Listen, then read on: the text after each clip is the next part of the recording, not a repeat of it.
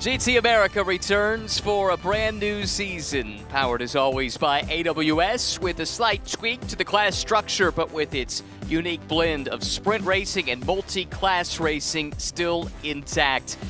And a great place to get the season started right here at Sonoma Raceway in Northern California. My name is Ryan Marine. Calvin Fish is alongside. It'll be Amanda Busick reporting down from the pit lane. Wonderful conditions. Chamber of Commerce weather, you might say, Calvin. 77 degrees in the air. Track temperature starting to come down as we get late into the afternoon, just 82 degrees. Very pleasant to go racing for about 40 minutes here shortly. Yeah, great anticipation for the season opener here. GT America has always been a fun class to commentate on, so I can't wait to get things going. Some new faces on the grid. Some have had some experience here, had success before, previous champions, so an eclectic mix here for 2026. The bulk of the field is made up of the SRO 3 class. This is effectively a GT3 class, but it does allow for some older generation machinery to come and run. And, of course, one of the favorites is the Callaway Corvette. Mirko Schultes is back in what is likely to be the swan song season for the old C7. Yes, tough to miss that car, right? It's a fun one, fun entry. He loves that GM power. Majority of his racing has been done with Chevrolet power, so let's see what he can come up with. He normally doesn't qualify that great, but come race time, he always puts on a show. He'll come from 7th on the grid today. Speaking of the grid, that's where we find our own Amanda Busick.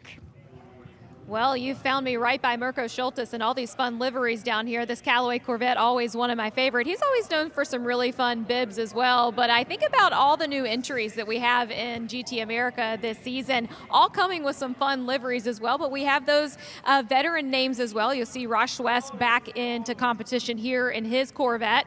As we move down the grid, let's go ahead and introduce some of our new competitors in. I got Scott Blinn, who we just saw in that interview with Spike Kohlbecker. Check out this guy. I love this livery, bright, flashy. Doubt we're going to miss him on track. And then also welcome into the SRO paddock to Dave Musial. I've seen Dave in other series, but this livery he brings along with him from those series as well. The Joker of Dave Musial starting his career in GT America. On the front row, Memo Gidley returns, the champion, with some new faces into the paddock as well. We talked a little bit about Memo not necessarily knowing all the driving styles of all these new drivers, but hopefully he'll keep that Audi out in front. Another returning competitor to GT America, but hopefully will be performing a full season tour with us. I've at least got 5 out of 7 confirmation from Mark Muso. But based on qualifying, welcome to class to Mark Muso for this season. 6,000th of a second off your champion of Memo Gidley. Yeah, remarkable stuff for sure. How close it was in qualifying. Really, the entire SRO 3 class was bunched together within about a second and a half, at least the vast majority of it. So that figures to be really exciting as we get the season started. Mentioned a couple of changes to the class structure. We've got a new class, the Cup class, that welcomes single-make machinery from Lamborghini and Ferrari. We do have a couple Ferrari Challenge cars entered looking ahead down the road, one here this weekend, and then also a new offering from Ginetta, and the GT4 class returns as well. Just the one entry here this weekend, but hope to see that grow as the year progresses. Cup class is a total mystery, though, and how that's going to fit in amongst the rest of the machinery, that's anybody's guess. Yeah, I think it's great, though, to open that opportunity. There's a lot of those cars out there in the world of motorsport, so I think that'll really help kind of round out the field as we move forward through 2026. Well, this is a wonderful venue here at Sonoma Raceway. Let's talk about the challenge of this place. 2.5 miles, 12 turns. It packs a lot into a small package, doesn't it? It really does. It's one that the drivers absolutely love. It offers a tremendous amount of grip. It resurfaced here a couple of 3 years ago. There's some patching that's been done. Some of the drivers like to use some of those patches. Some do not, but great elevation change. It really begins as soon as you flash through turn 1, up the hill into turn 2. Blind brow, there's another one as you crest 3A, and another one as you enter the carousel. That is turn 6. So really interesting first half. Then the speed of the cars really kicks in a little bit as you make that run at turn 7. That's a good overtaking opportunity there. Another one into 9, another one into 11. So should see plenty of action here today. Any favorite parts of the track from your time driving here? Well, I love the elevation change. It really adds an added element to any circuit when you do that, particularly if you're new to the circuit. Makes it tough to learn. That's been a common refrain from all the rookies we've talked to throughout the course of the week. Let's listen closely because we're about to hear these engines come to life. There you go, the sound we've been waiting for. First time since October, GT America engines roar to life on race day once again. Memo Gidley, good to have him and the ski team back for another season. They're putting their efforts behind this car for an entire season here this year. Only saw Memo for a partial schedule last year, but he's a former series champion, knows how to get it done, and now second year working with this Audi. I was told, though, the new livery on the car, that was to separate it from some of the other drivers that had driven it before and make Memo feel like this is now just his car. I like it, but great to see Ski Autosport back. Spend the kids' inheritance, that's what the Hussey family says. They love racing. They've got a great group there with the engineering squad and Phil Creighton on board kind of leading the team. So see what maybe it could do. It's his home circuit, put a great performance together in qualifying here this morning. Let's see if he can bring it home. Told one of the kids, at least, is going to be here this weekend, so they get to see the inheritance spent firsthand. It's a great group, fun-loving group, and in all seriousness, the family all passionate about this project, and they've been a great addition to the championship over the last handful of years. And wonderful to see Memo Gidley again back racing at a high level. Had a busy offseason racing at Asian Le Mans, but good to have him back here stateside. 40 minutes on the clock. We're about to get the race underway. Before we do so, the starting grid, it is Gidley on pole. Mark Mutso back once again, hopefully for many races. As Amanda alluded to, he'll start in second. Then it's Dave Musial Sr., the Joker, next to Scott Blend for Ruckus Racing. Raj Schwest concentrating this year on GT America with his Chevy Corvette. Thor Haugen alongside in row 3. Mirko Schultes starts in 7th. And Kyle Washington, a veteran of this series, returns. He'll start in 8th place. Then it's Joel Cortez for RS1 and Tony Davis alongside in his HP Tech Ferrari.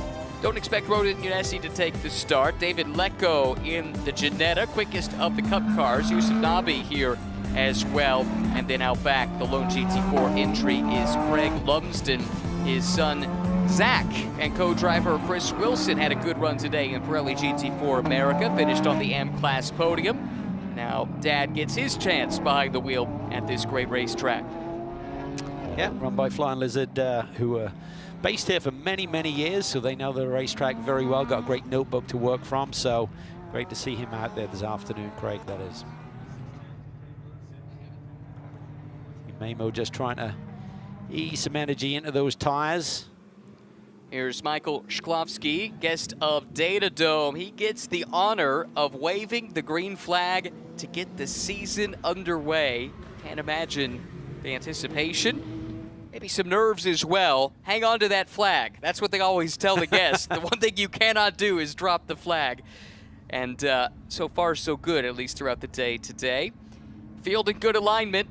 It'll be the SRO 3 field that sees the green flag first in the Audi. Memo Gidley, Ski Autosports, the team. Mark Mutso, our Ferry Motorsport, for many, many years, a stalwart in this paddock. Welcome back to Remo Ferry and company. Second row, Dave Musial Sr. and Scott Blend. Then it's Ross Schwest and Thor Haugen. There's the green flag as we go racing for the first time in 2026. Gidley with the good getaway. The battle is for 3rd place. Blend looking around the outside of Musial. He'll grab that spot. Really good jump there for the rookie in this championship, but a man who won 4 championships a year ago in Porsche single-make competition, already up to 3rd place. Yeah, really managed that nicely. Got side by side there, just ease it across into the apex for turn 2. Got a few cars that were out of position after some technical infractions after qualifying, so there could be some fast runners from the back cutting through this field pretty rapidly here on the opening laps. A couple drivers also sent to the back for missing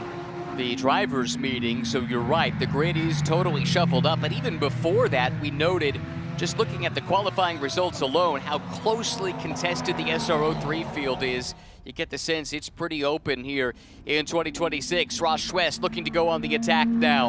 Former GT4 champion in this series. He's been at the GT3 level for a couple of years, and he has Dave Musial in his crosshairs in that unique purple, black, and green Porsche with the Joker riding shotgun. Yeah, Ross had 3 victories last year, one at Road America, Barber, and at Indy, so he's trying to get off to a winning start here. Great to see him back with that Chevy that they got used to last year. So again, they've got a notebook to work from that they didn't have previously, so they should be really strong this year. Yeah, You're right, 3 wins in the last 6 races for Raceway, but it took until the second half of the season to get to victory lane for the first time, hoping some of that momentum carries over, as well as increased focus on this program in GT America. They've actually been using the GT World Challenge sessions this week as extra testing and a chance for his coach and erstwhile co-driver Aaron Povolato to get some laps to help get the car dialed in. Yeah, really smart. Why not do that? A lot of teams did it in the reverse way previously, where they enter GT America and then not take the start but get that extra track time in preparation for GT World Challenge America. GT World Challenge, new format this year, 3-hour race. That comes your way tomorrow. This is GT America, more of an entry point for drivers trying to get into SRO, specifically with eyes on either Rally GT4 America or GT World Challenge America. Very different approaches. You will see it constantly in the crest of the hill there into turn 6, the carousel. How the drivers want to enter that very demanding and challenging downhill curve. Schultes feeling the heat from Cortez right behind him. Joel Cortez in the Porsche from RS1. Yeah, really impressed by what he did last year. Showed up on a couple of events, so it's good to see him back, maybe for a full season attack on this championship. Ran the final 4 races of the season, 2 at Barber, 2 at Indy. Was on the podium in race 2 at Barber last year, Joel Cortez. Checking back in at the front, and Mutual's now gotten into his rhythm. Lost that position to Blind on the opening lap, but he's reeled him back in, and he's bringing Ross West along for the fun. Blind in that brightly colored yellow and purple machine. He's carried those colors for a number of years. Worked with his daughter to design the eye-catching livery several years ago, and they've run variations of it for many, many years across different championships. And the car is certainly under the auspices of Mike Johnson, who's a bit of a legend in the paddock in terms of a team manager. Really has a great strategic mind as well. Not my spin here. Schultes around, Cortez is around 2. Looks like they're the only 2 cars involved. Everyone else able to avoid it. I'm not sure if Cortez came across the stripe behind Mirko, and he looked like the first car to spin, so I'm not sure if it attempted to move up into turn 2 there, but either way, both cars are around. I'm not sure there was any big contact. Left front on Cortez car looks, and now Yep. Mirko is pulling off to the side of the road. He's feeling something. I think both of those cars might have more than just bodywork damage. Hopefully they can find a cutout to get the cars to safety. They've got some traffic coming up behind as well. Yeah, let's take another look at this. Comes in late, yeah. I mean, Cortez just stuffed it down the inside in turn 2. It really funnels it in there. I think Mirko's got some suspension damage, and I think there's aero damage on the Porsche. I gotta wonder, especially for Mirko, that Callaway Corvette. A lot of spares sitting around. They have to make the inventory that they have. Last the season, his final season of that car, racing in a relatively modern format before vintage. And yeah, both of those cars crabbing their way down the track, trying to find a place to pull off and out of harm's way. Yeah, that's kind of the NASCAR circuit, the shortcut across to turn 7, so they should be able to find a safe haven there as Gidley continues on his way, using his experience to get up to speed very quickly here, over a 2-second lead there. Now it's 3.2 after just 3 laps on the board. Just did the best lap of the race at a 1:37.5. No one else better than a 38.4 the last time around. So Gidley extending that margin now to 3.2 seconds. But here's the battle. Scott Blind has the final podium step in SRO3. But for how much longer? Dave Musial Sr. is starting to close in. Yeah, certainly Scott comes into this championship year with a ton of confidence. I think you said he won 4 titles last year. Just incredible, big effort from him. But Dave Musial Sr., I've been really impressed with him. His son's running in GT World Challenge America. They both shared a car at the Rolex 24. Musial really fires it off the carousel, then very different exit point on that corner to what Blind is doing in front of him. You're right, 4 championships last year for Blind. Carrera Cup, North America Masters. Then he also won the Masters divisions in Porsche Sprint Challenge North America, also Sprint Challenge USA West, and he won the Endurance Challenge Championship last year. Those are USAC-sanctioned Porsche Single Make Series, a step below Carrera Cup on the Porsche pyramid. He was recognized at the Porsche Night of Champions. He was given a special award, a diamond ring, A forever first diamond ring is how it was branded. First time that had ever been given out, and it was in recognition of his history-making season a year ago. Yeah, that's an incredible achievement. To have the desire to do that many championships, that many race weekends. If you're a busy businessman, that's tough to make work, but he did it, and he's really become accomplished over the last 2 or 3 years behind the wheel of one of these Porsches, but he's in a real tough battle here, trying to hang on to that podium spot. Musial Sr. is giving him a hard time right now. Something like 20 drivers from the Porsche Pyramid ladder system are represented on the SRO America, in the SRO America paddock here this weekend across multiple series. Musial is one of them as well that has come up through Porsche's single bank ladder. And they had a little get together earlier in the weekend in commemoration of that. Really special accomplishment for Porsche, a brand that needs no introduction.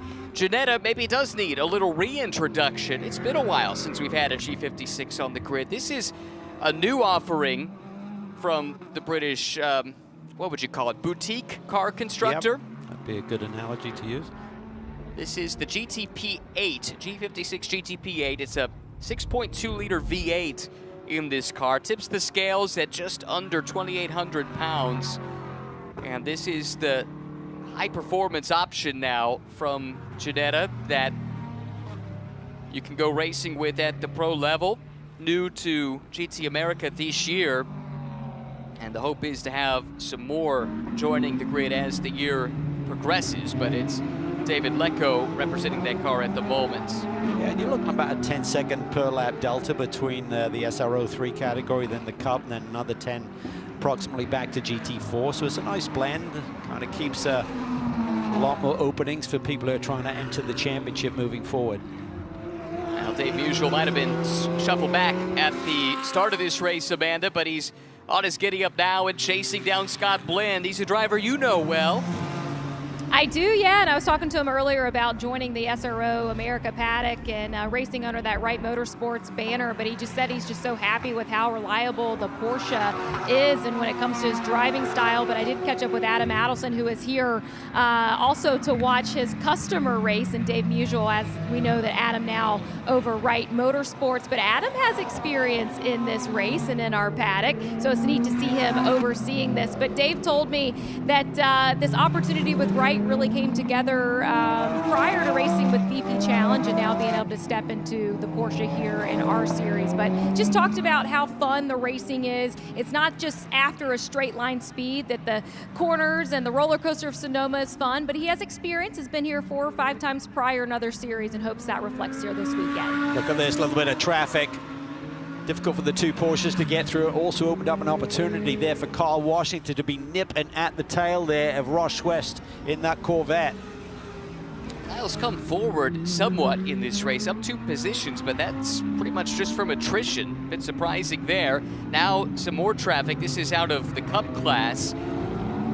That snobby that now these SRO 3 front runners have to deal with, and they've done so. Yusuf Nabi, 20 years in the military and law enforcement, and been racing in International GT the last couple of years. First taker from the Ferrari Challenge ranks, at least, into the Cup class here in GT America. Looks like Carl Washington is warming up. He's now got the fastest sector 3 times, so he's starting to feel the rhythm, feel the grip. He has a lot of experience in this championship, had a really solid year in 2025. Finished second in the championship, 3 wins. Won the first race here at Sonoma, first race at Coda and at Sebring. Added 7 podiums to that. Kind of lost the ultimate edge, I felt, midway. We had the big mid-season break when everyone gets ready for the CrowdStrike 24 Hours of Spa event, and came back, and I don't feel he came back as strong as he was at the beginning, but certainly he's a fighter and he wants to get off to a flying start here this year. There was a delineation point first half to second half of the season if you look at the results. Let's talk a little GT4. Right now it's just the single entry for Craig Lumsden, but again hoping for some growth. Craig coming to road racing late in life, but he has an amazing CV in motorsports. He's done the Dakar, he's done Baja, he's done the Pikes Peak hill climb. He's based in Colorado. He actually said Yeah, Pikes Peak's like 45 minutes from my house, so it's a pretty easy drive to get there. Not so easy to get up to the top. What a spectacular event. And right now, getting to share this weekend with his son, Zach, who races in GT4 America, shares the car with Chris Wilson, as we talked about earlier. Here, Craig just staying out wide and letting some of the faster traffic come through. Yeah, and that's not easy on this racetrack. It's pretty much a ribbon here that you need to be on top of to get through these corners safely, particularly these blind crests that I talked about through 2, through 3B that's coming up right now. So it's tough to get out of the way when you're in a slower class car, but he's done a nice clean job of it so far here today. Does it seem like year in and year out, everything else can change, but a constant seems to be Kyle Washington and Ross Schwest find each other in a battle on the racetrack. These two have been at it at the GT4 level, now up to GT3 for years. Look at Kyle's approach there into the carousel. Very shallow angle of attack. I'll typically wash you out a little bit mid-corner, then he's tight coming off there, so he's feeling some grip. Sometimes the theoretical racing line is not going to give you the best grip, so maybe he's trying to dodge some of those patches that I talked about earlier where drivers say it's a little bit slicker compared to the regular resurfacing that was done 2 or 3 years ago. At repave, it was ahead of the 2024 season opener and a bit during, which probably accurate to say. But we got the races in, that's the important thing. Anyway, the reason I bring it up, it was the first repave since, I think, 2001, and it totally changed the complexion of this racetrack because for years, tire management was crucial anytime you came to Sonoma. And with the repave, although the track is losing some of its grip over the years, as is natural, it's not really the talking point at all that it used to be, tire wear that is. No, I think for these 40-minute events and the great tire that Pirelli have brought here with this P0, you should be able to run pretty hard. I mean, if you've got an imbalance in the race car, like you got a lot of push understeer or a car is loose with oversteer, then that could be an issue. But if you've got a balanced race car, I think with the 40-minute duration, the amount of grip that this car is, this track has given you now, you're not sliding across the surface. And the weirdness was when you didn't have great grip before it, but it was abrasive at the same time. It actually sort of almost cheese grate the tire, and then you had real issues late in the going. These days, it seems like you could just keep on pushing, and the lap time keeps coming.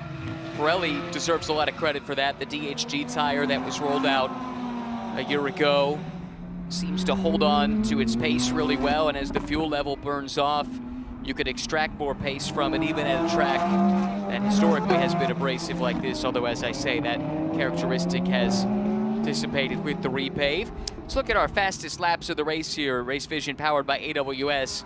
Memo Gidley has the quick time, but Kyle Washington, he might not have the track position, but he does have the second fastest race lap, and that's important looking ahead to tomorrow. Yeah, because the grid is set by your fast laps in race 1, so it's really important. So they're going to keep an eye on that, and sometimes you have to play a bit of a game. If you're right up someone's tail and you need to cut a fast lap, you need to back off for a lap or two, create some space, get some clean air on the nose of these quite aero-sensitive GT3 machines. So he's done a good job. I mean, obviously didn't qualify that great, but the field was so tight. I think all the top 9 cars were separated by right at a second. So super competitive field here for 26 season. You'd expect, especially early in the year, a driver with the experience of Memo Gidley to have a bit of an edge coming back with the same team once again. And we're seeing that, but Mark Mutzow's keeping him honest. Just 5 seconds between the top 2, and behind the pair of them is this scrap that has been raging since the green flag was waved earlier this afternoon. Scott Blend, yellow and purple car, holds the 3rd spot. Mutual's been challenging from time to time. Schwest has been inching up into the conversation, and then Kyle Washington. We've talked already about the pace in that car. Back to the point, though, about how lap time can still be found even deep into the stint. This entire group just did its best first sector on this lap. 2nd, 3rd, 4th, 5th, 6th, all of them just did their best first sector. Well, I think if Blind kind of leads the way and he runs a good one, it allows everyone else to do the same thing. But again, you talk about the Pirelli tire, it seems to have great longevity in terms of not having a lot of tire deg. Also, these cars are quite weight sensitive, so as you burn off the fuel, the car's a little bit lighter, it'll accelerate a little bit better, brake a little bit easier in some of the corners. So kind of compounds itself, no pun intended, in terms of the tire really giving you great performance at the end of these races. Schwest closing in on Musial, and I wonder if the two of them might not have raced against each other in Ferrari Challenge at one point or another. Those Porsches are really hooked up. Seems like Ross kind of releases the car, and you're releasing that right front off that rubber that's really just packed down and embedded on that red and white stripe. It's really not a curb, it's more like just a focal point as you come through turn 11, hairpin there, but it's where the right front needs to be. It gives you a lot of grip and kind of hooks the car around that final turn. Not the final turn, they got a little sweeper on the front straightaway, but the final real turn where you really got to negotiate and get the car to work. I always kind of wonder about how corners are numbered because you've got turn 12, which is a turn, yes, you have to turn the wheel, but it's easy flat, don't have to think about it. Meanwhile, you've got 7 and 7A, that only counts as one turn somehow. And other tracks have different systems for how they number their turns, and I've yet to identify any kind of pattern. Me either, so yeah, I'm with you there. I'm numerically challenged though, so I can just roll with that. Give you a flag though, you're all about it. You know that's the truth.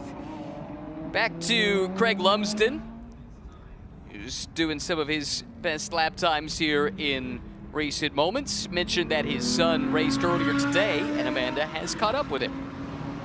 Well, it looks like he just headed into Sector 3, so if we stay on this interview long enough, you're going to hear this entire team cheer as Craig Lumsden gets close to the start-finish line. But Zach, a big weekend for you as well. How are you in role of spectator? You know, I like to think of myself as a pretty good cheerleader. You know, my dad's a good cheerleader for me, so, you know, I got to reciprocate the same thing for him. And it's so awesome to be able to go out here and share this moment with my dad, you know, and be able to cheer him on and try to help him improve and everything. And honestly, you know, he's made a huge improvement over the weekend, and, you know, it's so awesome to see this. And he's going to go out there and finish and kick some butt. Do you guys share advice? Yeah, you know, we'll go back into the trailer, you know, we'll go over data, we'll, you know, help each other out as much as we can. And, yeah, I like to try to help him as much as possible. Thank you, Zach. We'll see you in Coda. Appreciate it. Thank you.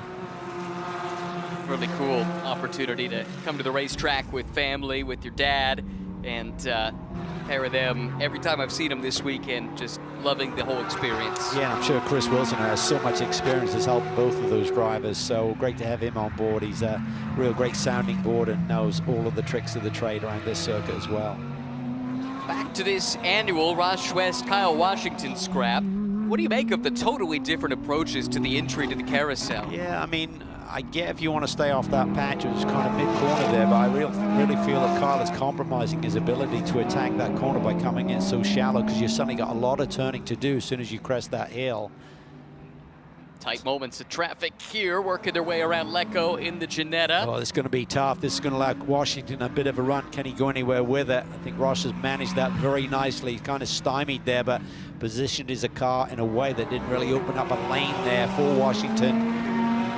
Davis is suddenly catching this group a little bit. He had a much faster lap time. He qualified the car P3, but got pushed to the back due to, it's kind of a weird one. I think it was something that the team were made aware of in terms of a technical issue, and they didn't elect to change it prior to qualifying, so that pushed them back. Tony debuted at Barber last year with the HP Tech Motorsports team.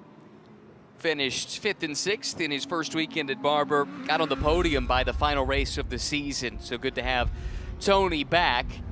It's been a lonely race for Memo Gidley at this point. His best lap, a 137 flat. Good 3/4 clear of just about anybody else, as you could see right there. I mentioned the new livery on the car, the red color scheme. Apparently, the team told Amanda that it's Amanda Busick lipstick red. I like that. There's a man I used to drive for, Phil Creighton, when I first came to the States. I raced for him and Mike Guay, Essex Racing, based in Atlanta. That's where the team is based. There's Rosella, one of the sharpest engineering minds up and down pit lane. Looking at the numbers, pretty happy with what she's seeing, I would think. 6.5 second lead. We thought Gidley would go off to a strong start here this year, and I think when you look at a championship, you think, oh, we might have a bit of an edge, but so many of these teams evolve, Ryan, and I think when the points are there for the making, you gotta really take those, because you never know what's going to happen halfway through a championship season. Suddenly one of these other teams or drivers gets on a roll, gets some confidence, and then you're not scoring the wins, and it's a big swing in points. You got to be conscious of that. I think these two are drivers to keep an eye on as the year progresses. Neither have extensive GT3 experience. Last year, Usual did do a little driving in an IMSA sprint race format, single driver format, but that was in a different chassis, so different manufacturer. Now with the Porsche, Lynn knows the Porsche platform extremely well, but that was the Cup car, not the GT3. So as they get more comfortable and as the year progresses, these are certainly two newcomers that could give some of the old guard a run for their money. Musial really fired it in there up the hill on the approach to turn 2, just really tucked it nice and tight to the left-hand side. Looked like he had a lot of bite right there, really closed in on Blind there as he was negotiating turn 2. So looks like Musial Senior's car is really hooked up. Both drivers seem to be driving really well, very disciplined, hitting their marks. Musial there just likes to elect to hug the middle of the corner and then just really release it a little bit earlier than Blind, but pretty evenly matched so far. We talked about Musial earlier this year running in the 24 Hours of Daytona. Got to do that along with his son, who we will see in GT World Challenge America later on in the weekend. Teamed up with reigning Carrera Cup champion Ryan Yardley, who has been really fast this weekend. I'm sure he's given Dave some pointers as well around this racetrack. Great young driver, really excited to see how he performs in GT World Challenge America this year, Ryan Yardley. Already showcased how quick he could be in GT4 America. He's doing double duty in addition to coaching. This is Dave Sr. on the entry list.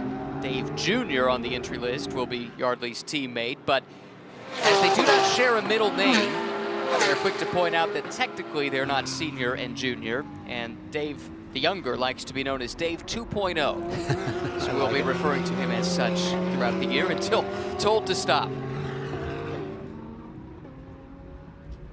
Speaking of lonely races, that was true of Memo Gidley, but Mark Muzzo is giving this car a really good run as well. Mentioned earlier, our Ferry Motorsport, so many years running at a high level in this paddock, back to the Old World Challenge days, coming from north of the border. Enrico Diano, the team manager for many, many years, got this team back for a handful of races last year with Mark, and hopefully increasing that presence here in 2026. And he's really got into a nice rhythm. Gidley got off to a flying start, but suddenly Muzo was only 3/10 off Gidley's best and running really consistent lap time. So again, I don't think he likes to attack as much and put it right on the ragged edge as much as Memo was comfortable with. He told me that last year when he came here. He said, I'm just out to have a really good time, put in a solid performance, not take too much risk, but once he gets into that rhythm and with that team and that car, he can really lay down some fast laps. Made 3 starts last year. Race 1 here, did not start race 2. There was bad weather and a couple teams elected to sit that one out, and then came back for the doubleheader at Circuit of the Americas. But a warm welcome back to Mark Muzzo, Ferrari Challenge stalwart. And we've had a change here, haven't we? Ross Schwest has gotten around Dave 1.0. Yeah. Put Schwest up to 4th. This is kind of what Ross does. He's just always there or thereabouts, and on his day, when everything's just right, he can challenge for a race win here or there, as he did at the tail end of the season last year. Yeah, great little team based out of New Orleans area, led by Aaron Pavolato, who's a mean driver himself, putting some great performances on board this car last year. Continually seem to step up their game as the season progressed, made a lot of improvements in the off-season, going back 12 months ago to get set up for this Chevy Corvette. Really impressed with what they were able to achieve, and I think Ross has got a lot of talent. He's a really good, strong racer, makes smart decisions on the racetrack. Well, see the grass, that's the telltale sign. Yeah. Dave must have gone for a ride here. This may be a concern now about overheating that engine, because that is absolutely packed. There is no airflow getting back through that radiator and cooling down that motor. Dave has no choice but to back out of it there and let the rest of the field come through. I think we might have a look at least at part of the incident here for Dave. Goes wide, that's out an of the exit of the carousel. We talked about that line that he adopts coming through there. He cuts it very tight through the middle and then releases the car, and he just misjudged that. Probably got the right front out in the grass, couldn't get it back. He's going to hit pit lane. Sometimes you can find a spot on the racetrack. If you suddenly hit the brakes hard, he's trying it there. But if the grass got any moisture whatsoever, that is pretty enveloped in that grill system that's ahead of the radiator there. Get that to the attention of the team. This will cost him dearly today, but hopefully they can get to it before the temperatures get too high to cause any kind of lingering issues. Yeah, sometimes if the grass is really dry, you just hit the brakes suddenly, I'll just all fall forward, but that looked pretty embedded there. It was packed in, no question about it. So now the battle for third place has a different protagonist joining Scott Blind. Here comes Ross West. You mentioned he's a strong racer. He's just a strong athlete in general. Came to racing later in life, but a phenomenal basketball player in high school and in college. Played Division I basketball, first at Georgia Tech and then his hometown or thereabouts, LSU Tigers. He's catching Blind here in a hurry. It does always seem like he gets stronger late in races. This is customary Ross West behavior here. And when he's on, he can be almost unbeatable at this level. So let's see what he come up with this season. And a really strong opening race here. You know he'd love to be on that podium. There's a huge difference between third and fourth on a race day, let me tell you that. Spraying some champagne feels good. GT4 champion in the series back in 2022. Also won titles in Lamborghini Super Trofeo and Ferrari Challenge along the way. Ross West in the Corvette, Scott Blind in the Porsche. When I did my Formula 3 season, which wasn't my best year of racing, I finished fourth so much, my mechanics used to call me Jesus because I kept coming fourth. Which was I've not heard that story before, but I have heard a few other tales of who you might have been racing against that year. There are a few fast boys in the field that year, so it was not easy competition. We had 8 podiums, but didn't really factor in for the championship. Tough year, but yeah, great experience, great memories. And who were you racing against, Calvin? One Mr. Senna was in the field, Martin Brundle, Davy Jones, a few other boys, so it was a fiercely competitive. The field wasn't that deep in terms of numbers that year, but everyone up front was tough to beat, as you can imagine. Including you on your day, had the win at one point. Alton Park, I'm told in my ears, is that right? Yeah, it was Alton Park. I was my way to victory lane was paved by Senna ending up on top of Brundle, and I drove by, and then Davey and I had a massive battle to get to the start-finish line first. We almost ended up in the same heap, but managed to keep it clean enough for both of us to finish. Always like it, getting the Calvin Fish racing stories. The ones told off air are the best, I confess. Afraid we can't share those with you folks, but yeah, fantastic stories from an amazing time in the history of this sport. Let's focus on the present, from the history books to what's transpiring on the track. Gabriel continues to lead. It's 6 seconds over Mutso. Blind and Schwest linked together here, and Kyle Washington too. Not too terribly far back, about 3 seconds off of this battle. There you see him in the background. E-Boost livery on his Porsche, back with GMG for another year. And I think the potential is there for Kyle Washington. He just laid down his best lap of the day, but he went purple in sector 1, purple in sector 2. Purple means that you're the fastest of anyone on the day, so I think the potential is there. He's just got to unleash it a little bit, get back into his rhythm. He's certainly got the speed. He's not afraid of anything. Curious to know, what the coaching is. Tom Sargent is his co-driver, so maybe he's elected that he likes that line and gives Kyle a little bit of confidence entering the carousel. Very unique shallow entry there, as you've been seeing there at the crest of that hill. He'll be sharing a car with Tom Sargent for GT World Challenge America, the 3-hour race tomorrow. Used to see a lot of drivers doing double duty across GT America, GT World Challenge. That seems to have fallen out of vogue a little bit in recent years, but Kyle has stuck with it, and you have to think the added seat time is to his benefit, especially up against some of the other peers he'll race at the start of the race tomorrow, who, you know, maybe in years past, okay, you've got 2 races to kind of get into your groove, but that'll be their first race action of the weekend. Yeah, and I think if you go back 2-3 years ago, he was doing about 5 different championships. He's really trying to fast track and get that learning curve done as quickly as possible, and really accelerated his speed in a major way. I think he's calmed down a little bit over the last couple of years just so he can spend a bit more time with his family, but even so, he's always been a very busy driver. Hey, your eyes were spot on, Cal, looking at those sector times for Washington. He just did the best lap of the race with 8 minutes 20 seconds to go. That would be pole position for race 2 tomorrow if no one's able to up the ante. First and only driver to crack into the 136 bracket. Here he comes. Again, look at that line. He just tucks it really tight, just likes the rubber that's down there on the inside. And, you know, it seems like he's got the speed, so he's got the track position right now. He would have pole for tomorrow. That would be huge for them. He's closing in on that battle for third just up ahead. We'll keep an eye on it, but while we do, let's go back down to the pits and Amanda. Yeah, and hopefully to promote a little bit to race number 2 tomorrow, Mirko Schultes' team is still down here on pit lane. I was asking them what the status might be for tomorrow. Of course, they have to assess that Callaway Corvette when they get it back to the garage, but said they are hopeful and optimistic we'll see that Callaway out here. Well, I think anyone who likes awesome looking, awesome sounding race cars is hoping it will be on the grid tomorrow as well. C7 Corvette. It just looks the part and it sounds great as well. It really does, and I can't imagine it's anything too excessive in terms of the damage. I would think it's just a tolling on the front end possibly, but you never know. Could get into an upright or something like that, and I'm not sure what sort of spare supply they have for that Callaway. It's not like you're going to go down pit lane and borrow a part from another team. It's pretty unique in the paddock. I'm not sure there's another one in the country. I mean, there might be, but there aren't many if there are.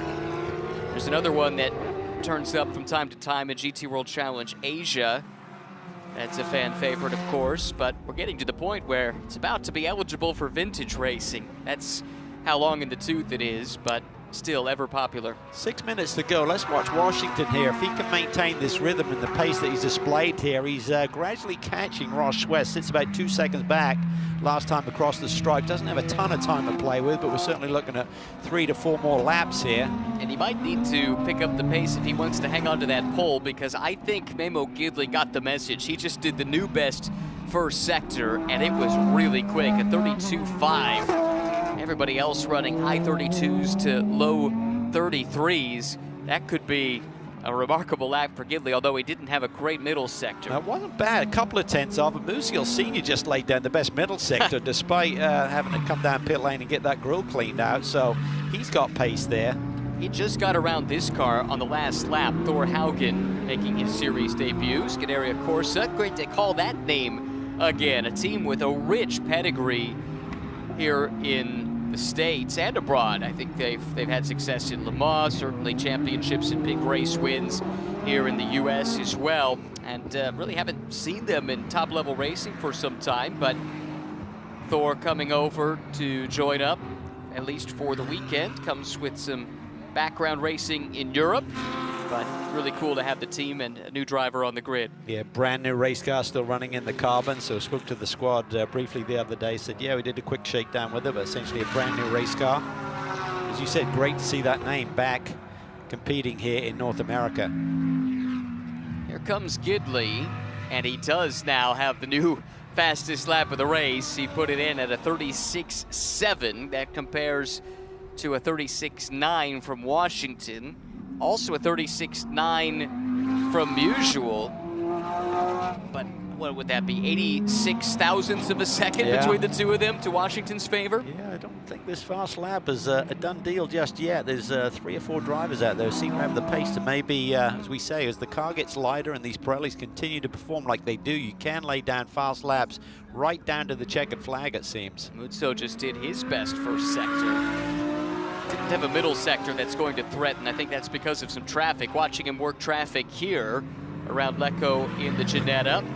Haugen giving plenty of space for Schwest and Washington to come through. Washington there wanted to give that Ferrari plenty of room, almost to the point that he clipped the tires with the right front fender turning through 9A there. So giving a lot of respect to his competitors out there, but he's got a ton of speed, really fires it in there. It's fun to just go down and watch from the exit of that corner there this morning, Ryan, when we grabbed a cup of coffee in the Paddock Club this morning. Really spectacular. You fail to appreciate how late those cars can brake now into that brake zone there for that hairpin turn. You made the comment as well that the Porsches in particular looked like they had really good grip in the low speed stuff. It really did. It seemed like this new Porsche for this year has really got great mechanical grip through that really tight hairpin corner. It was really able to just tuck to the inside and hold that line. Traffic for these drivers to contend with. Blindy's through on the Ginetta of Lecco. Schwest will be next. Working the outside. That's very much occupying the real estate that Kyle Washington tends to have. This is as wide as he has been through the carousel at any point. Oh, that almost went wrong for him, but he was able to hang on. That wouldn't have felt good. A, he's not been out in that landscape today, and B, there's a lot of dust flying when he's so wide. Nice solid run as well from Tony Davis. Just his 5th start in the series after running the Final 4 last year. Adding to the logbook, building experience. And we'll see, I suspect, some improvement day to day. Something about sleeping on a day's experience at the track. You come back refreshed the next day, and suddenly everything that was coming at you so fast in day 1 slows down a little bit for day 2. Yeah, he was super impressive when we saw him last year at Barber and at Indy, where he ultimately finished on the podium. Yeah, really talented driver, it seems. Looks like the car is really well set up, so he'd have been a lot sharper or further up the grid and in a sharper position, despite if he hadn't had that issue technically with the race car. But nonetheless, looking forward to seeing if he does the full campaign and what he can achieve here in terms of getting some more podiums this year. 2 minutes on the clock. 2 laps effectively to go as the leader, Memo Gidley, comes through the carousel. New fast lap, 136.77 for Gidley, so he's trying to just keep pushing that number further and further away from some of the chasers like Washington and Musial as well. Relatively close to home here in Northern California for Memo. There's the team watching on with some apprehension, despite the fact he leads by 9.2 seconds. I know Memo's got some friends and family out at the racetrack here this weekend. Car looks great. Always a good setup on it, and Memo's got so much experience to be able to give that feedback and allow Rosella to do her work. So many years worked with Michelotto and Ferrari, so a little bit bizarre for her to be turning on an Audi, but nonetheless she can make magic happen and give a driver exactly what they were looking for. Johnny O'Connell was effusive in his praise of her as an engineer when he drove for this team. And Memo would say the same, and has on several occasions.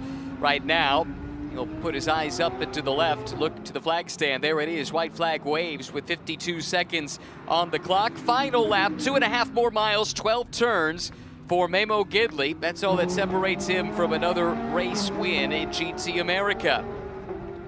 Not done yet in the battle for the podium. Scott Blind has it. Ross Schwest reeling him in. He's got him in the crosshairs. He does, but Blind hasn't blinked.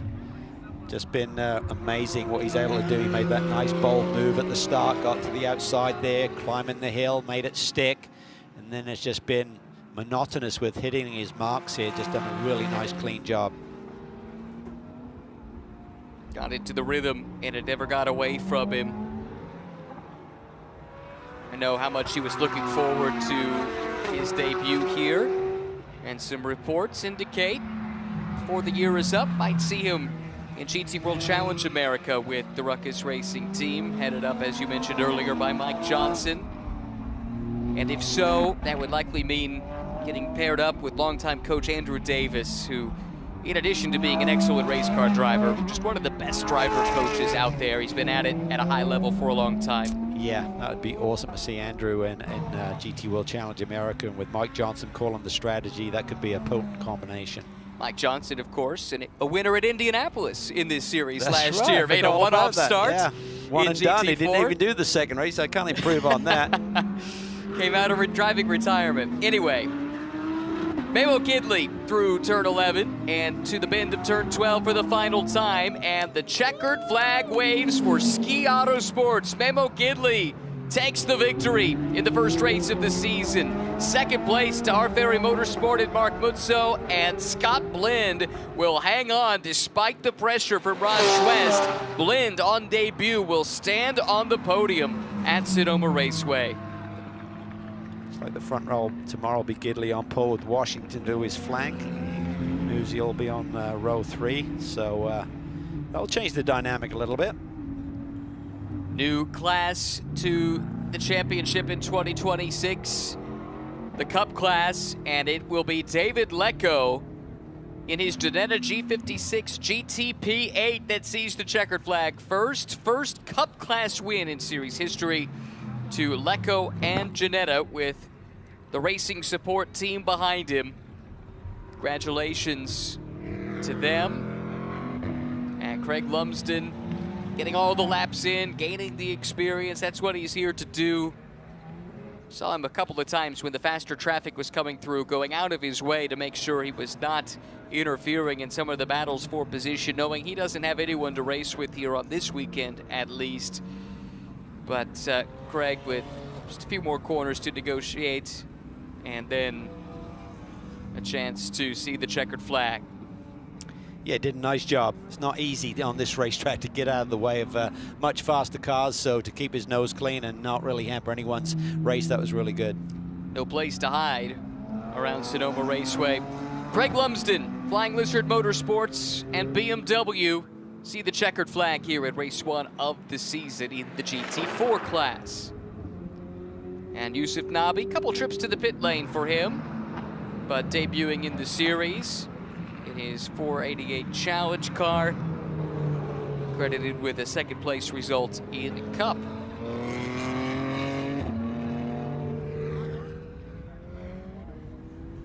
Now the field makes its way back to the pit lane very soon. It will be Memo Gidley to victory lane in Sonoma. Didn't get to contest this race last year. He'd only joined the championship 4 races in at Circuit of the Americas, so to get to race on home soil, get the victory, and kickstart a full season championship bid, couldn't have gone much better. No, I think the team, the whole group recognized by missing those early events, it really cost them a shot at the championship. He had a great season despite missing 4 races, finished 3rd in the points, so question of what might have been. So I think even if you got, you know, limited resources, you're not sure if you're going to do the full season, do the early ones and then see how it goes rather than missing the first ones and always being in catch-up mode. That said, it kind of made it interesting for us just to watch his deficit dissipate as the year went along, and we were doing the math. All right, how many races are left? How many points are still available? And eventually got to the point where there just weren't enough points left on the table. But he gave a valiant run at it, that's for sure. Yeah, and let's not forget Memo's journey. He had that massive crash at the Rolex back in 2014 that left him really heavily injured, and it was just sheer persistence and you know, passion for the sport that made him dig deep, get rehabbed, and came back many years later, and to win a championship back in 23 and now winning races again at maybe was 55, 56 years old, and just still really, really quick. Yep, 55. But still on top of his game and still as passionate as ever. Let's have a little whoop climbing out of that car with a bit of assistance. Yeah, he'll be loving that, as will the entire Ski Autosports team. 2023 champion in this series, but hasn't done a full season since.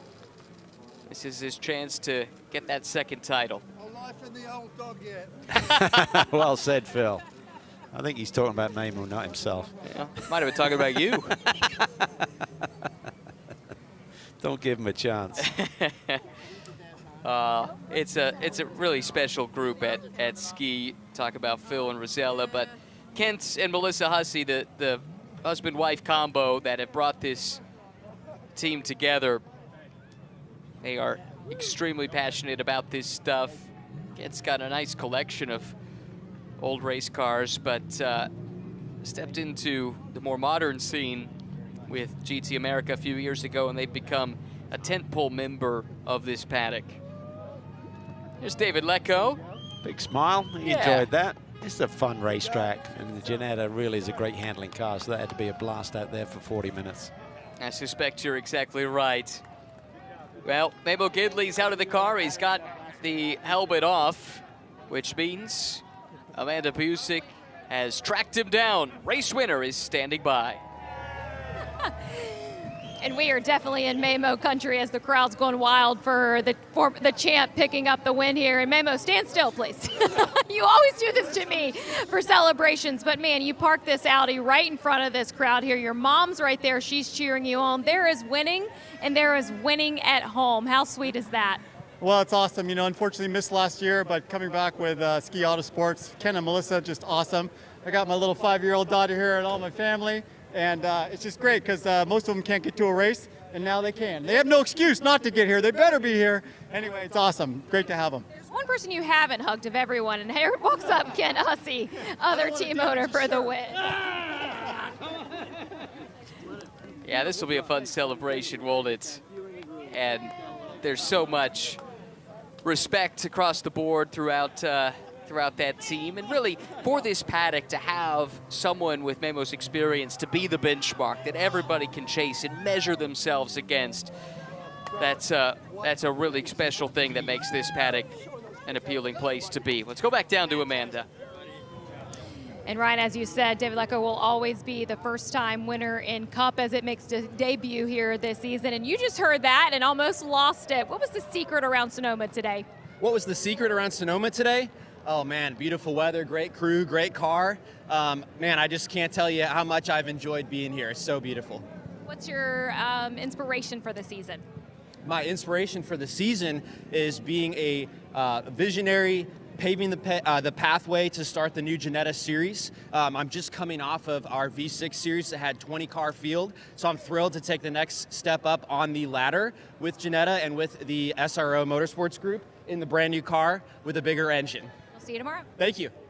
And as we walk over to the GT4 winner, we did talk to his son about what it was like to be a spectator. But Craig, as I make it over to you, I have to tell you, your team, your son, family, every time you cross by on the front stretch, everyone was clapping. As you took this thing around Sonoma, mixed class racing, what is it like for you in the driver's seat seeing a GT3 car come at you? Oh man, it's exciting, you know. It just gives me a goosebumps when those guys come up on me, but you know, that's I just got to be able to hang in there and take it, and you know, I felt really good out there.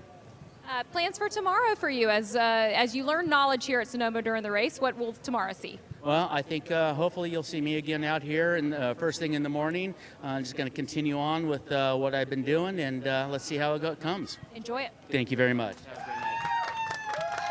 A lot of happy drivers at the end of this race. And plenty to celebrate, but not too much celebration because we have to do it all over again tomorrow for race 2. The first race of GT America powered by AWS at Sonoma Raceway. New season getting underway. Some newcomers to the championship up against some old stalwart teams. One of the veterans, Memo Gidley, who had the pole position, got a great jump when the green flag came out, pulling away from Mark Mutzo. Behind him, though, chaos erupting. Both the Callaway Corvette and the RS1 Porsche eliminated in that contact. It was a podium run in the making for Dave Musial Sr., but he goes off track, picks up a bunch of grass in the grill. That called him to the pit lane, and he dropped him all the way down to 7th in the final order. Memo Gidley first across the line. Mark Mutzo about 3 seconds back with a strong run to 2nd place. Lecco won the Cup class, while GT4 honors went to Lumsden.